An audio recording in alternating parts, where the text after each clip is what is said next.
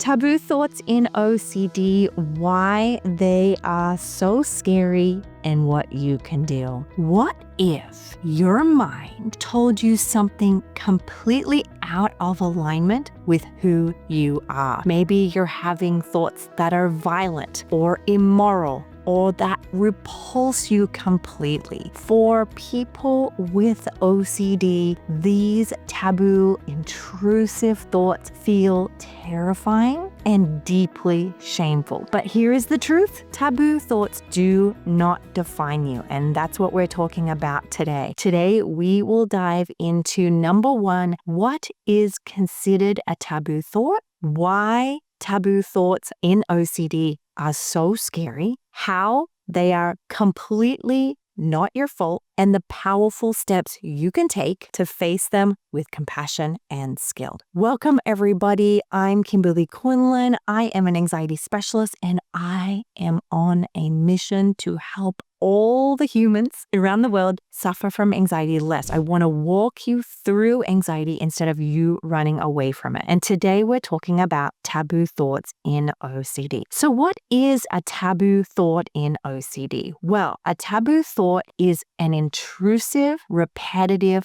unwanted thought that is experienced as one of the most distressing, shame-laced experiences in OCD. Taboo thoughts are not just uncomfortable, they're often horrific to the person experiencing it, and they can create so much distress because they are so alarming to the person who is having them. Now, the thing to remember here is there are multiple different forms or types of taboo thoughts. Let's go through them together. Number one, very common one, is sexual intrusive thoughts about children. A very common form of OCD is pedophilia OCD, and this is a common experience for people when you're having these very taboo thoughts. They usually go into every creepy little corner of, areas that you probably feel are really inappropriate, but we want to normalize this here. These are very common. I see this all the time in my practice, a very common subtype of OCD. Another form is violent thoughts. This is thoughts of you harming someone you love, harming someone who is a vulnerable population, whether that be a child or an elderly person, or a violent thought about your dog or your cat or the neighbor. It could be anybody. And again, this might be in the form of what if thoughts, or it might be actually very vivid imagery of the thing happening, almost like a movie is playing in your brain and you're seeing all of these, scenes of violent events happening. And in that moment, you may feel like you want to wince and make them go away, but in your mind, they feel so real. Another example is blasphemous thoughts, thoughts that you feel are a blasphemy. That's another very, very common form of OCD intrusive thought. We also have sacrilegious thoughts, or thoughts that go against your religion, against your spiritual beliefs. They're often, again, very graphic, very vivid in that moment. They feel very, very real, and you're going to feel an immense degree of shame and guilt about them because they don't line up with your values. Another very common one is incestuous thoughts, thoughts about engaging in sexual engagements with family members. Again, very taboo, feels very scary, feels very alarming to you, often goes with a very strong experience of shame. Then we have bestiality thoughts, thoughts about having sexual engagements with pets, dogs, cats, animals. Again, it can be very, very vivid, very, very real feeling, and you're having them in the form of thoughts like, what if I want that, or what if I could, or what if I did? Or again, it could be that imagery that you're really playing with. Another one is necrophilia thoughts, thoughts about engaging in sexual activity with people who have passed away or with skeletons or dead people. Another very, very common form of taboo thoughts in OCD. Now, these thoughts are what we consider ego-dystonic. What that means is it is not in alignment with our values, our identity, our beliefs, what's important to us. When things are ego-dystonic, often people say, I don't know why I'm having these. I don't want to have these thoughts, but I am. And what that's showing is the thoughts do not align up with the values. Now, I know what you're thinking. You're probably thinking, but how do I know? How do I know if it does or not? Why am I having all these thoughts thoughts if it's not what I want. That's the part of OCD that traps you. It catches you on the uncertainty of it. The what if. What if I want them? What if I like them? What if I want to do those things? What if I did those things and I can't remember? That is a common trick that OCD plays when someone has these types of taboo thoughts in OCD. Now, again, remember, the fact that you don't want them is what makes them ego-dystonic. The alternative to that is ego-syntonic, which means you want more of them. You invite them in. Another thing to remember here is often people get confused with ego-dystonic because, particularly if the intrusive taboo thought is sexual, they may actually feel some arousal happening down there, and then that confuses them into that must mean I like them. That must mean I want this. No, we'll talk about that in other episodes, but the thing to remember here is that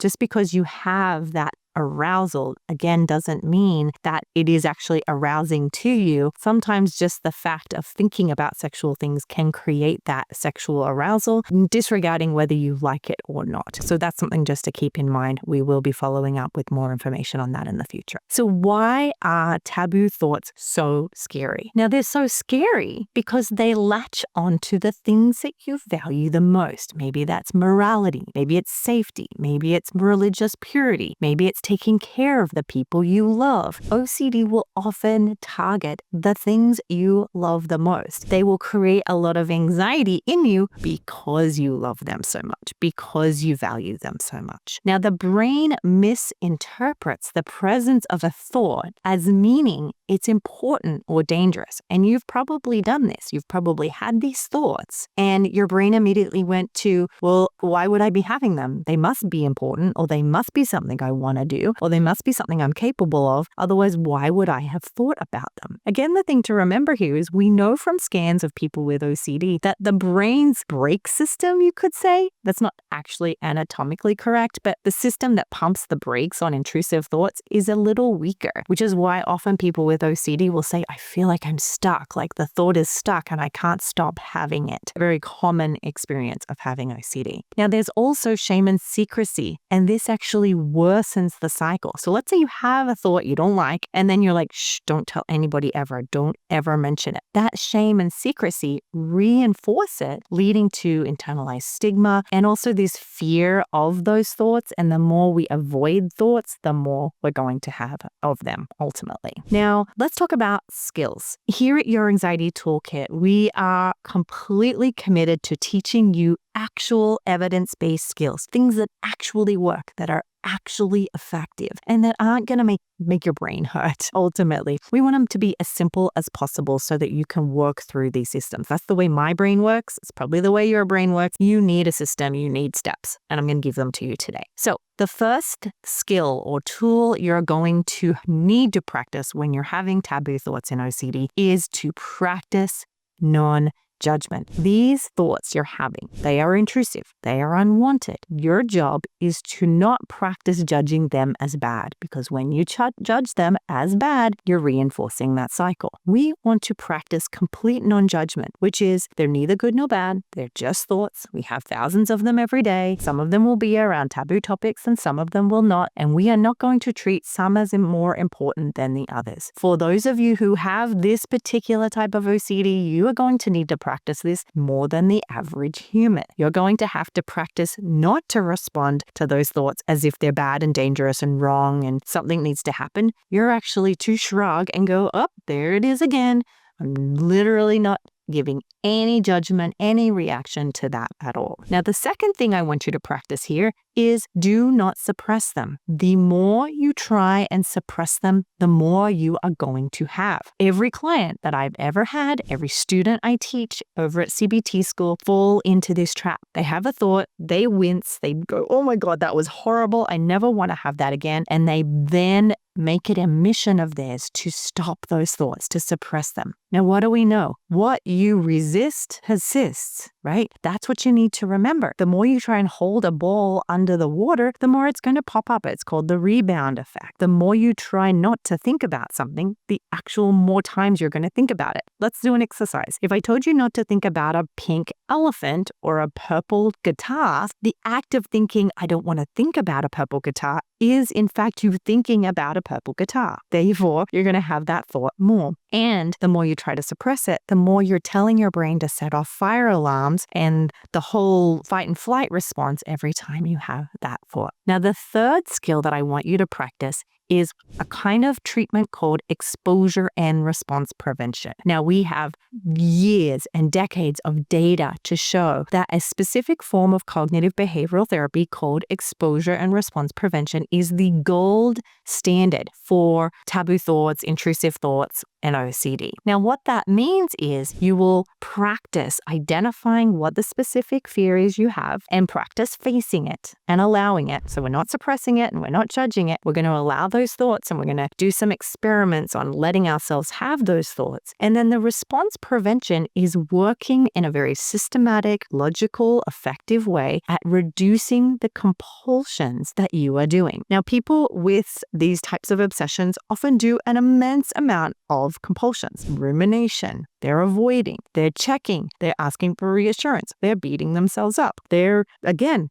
going around and around and around trying to figure this out in their brain. And exposure and response prevention is a step-by-step process that helps people reduce those compulsive behaviors and increase their capacity to tolerate these thoughts without responding in ineffective ways. Now, we actually have a whole course that teaches you how to do this step by step. If you do not have access to therapy, this is going to be an ideal opportunity for you to learn exactly how we do this with our clients. So in your OCD Toolkit, I will be taking you step by step through the exact steps that I take with my clients. I'll be teaching you about the condition. I'll be teaching you the tricks that OCD plays. I'll be teaching you how to be mindful. I'll be giving you programs and scripts and ways to improve your treatment, ways to have increased willingness, mindfulness skills, self-compassion skills. And it has a complete start to finish program or a treatment plan for your specific set of symptoms. Now, you can head over to cbtschool.com if you're interested in that. You can also just follow us here along. We're always going to be giving you free resources as well. That's just something we have for you if you're interested and you want to get started with our plan. Now, things to remember here. Number one, thoughts are not facts. Just because you think them doesn't mean they're real. Number two, ERP, exposure and response prevention, is the gold standard treatment for taboo thoughts in OCD. Absolutely. I have found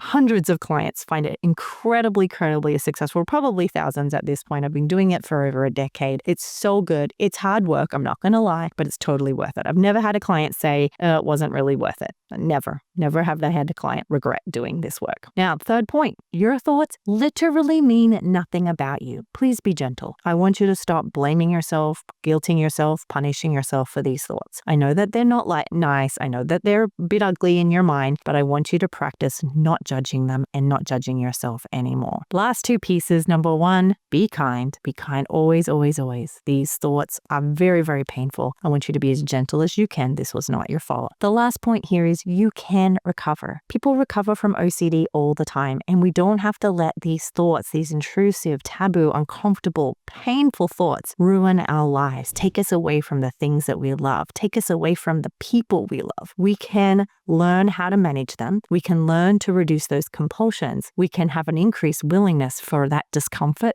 that brings, and then we can go off and live a life that matters, where you're present, where you're calm, where you're confident, and you're not going to let those thoughts beat you up anymore. Thank you so much for being here. I hope this was helpful. We're talking all about taboo thoughts in OCD. Follow along. I cannot wait to teach you everything I know about all the different types of anxiety disorders and conditions, and hopefully we can all reduce each other's suffering together. Have a great day. See you next time.